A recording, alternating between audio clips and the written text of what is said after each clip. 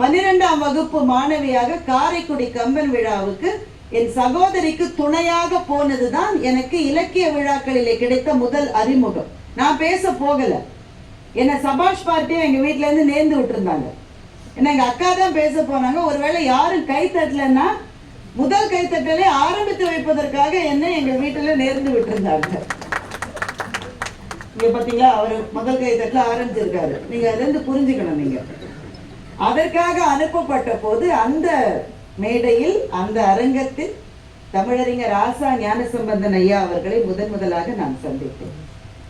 ஒரு பேச்சு என்பது எப்படி இருக்க வேண்டும் என்பதை எங்களுக்கெல்லாம் அறிவுரையாக சொல்லாமல் அச்சாரமாக அவரே பேசி இப்படித்தான் இருக்க வேண்டும் ஒரு பேச்சு என்பதை எங்களுக்கு சொல்லி இன்னமும் கூட நினைவு அடுக்குகளில் நீங்காத இடத்தை பெற்றிருக்கிற அவருக்கு என்னுடைய 2வது வணக்கத்தை இந்த மேடையிலே சொல்லிக் கொள்வதிலே பெருமை அடைகின்றேன்.